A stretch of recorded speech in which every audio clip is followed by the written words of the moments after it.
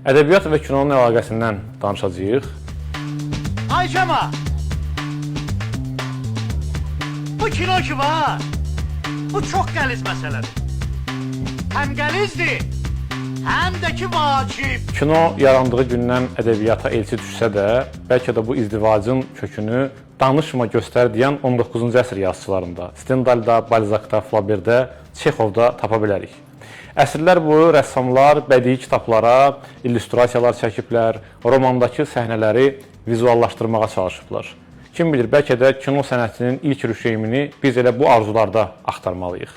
Görkəmli İngilis yazıçısı və rəssamı John Bergerin dediyi kimi, insan sözləri və dili kəşf edərək danışmamışdan qabaq görməyi bacarırdı. Ona görə də tanımaq üçün əvvəlcə baxmaq, görmək istəyirik. Ədəbiyyatla kinonun izdivacı George Méliès'in fantastik ədəbiyyatın kult romanlarından olan Jules Verne'in Aya səyahət əsərini ekranlaşdırılması ilə başlayıb.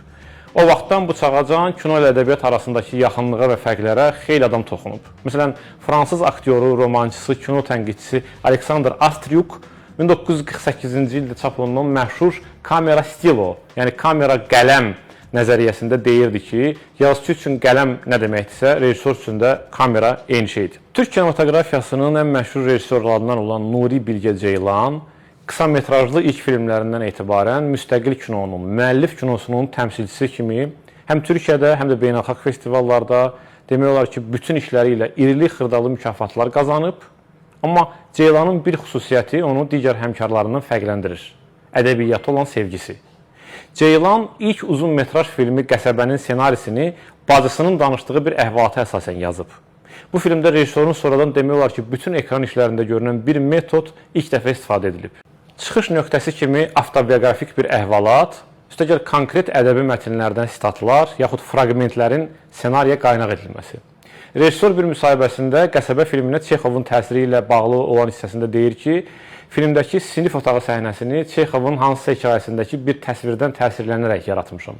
Yazıçının təxminən isti yaz günündə bir riyaziyyat dərsində açıq pəncərədən içəri bir kəpənəyin girməsini və hamı ona baxanda özünə məxsus xəyal dünyasında hərənin bir cür xəyal qurması tipində bir cümlə oxudum və bu cümlə məni tutdu. Onu öz filmimə daxil elədim.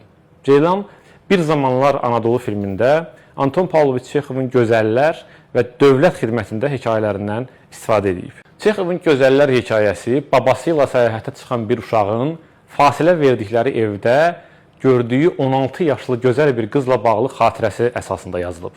Səyahət nə qədər yorucu, bezdirici, uzun və bozdusa, fasilə verdikləri evdə gördükləri qızın gözəlliyi bütün bu qaramat atmosferə kontrast təşkil edəcək şəkildə həyat doludur, rəngarəngdir.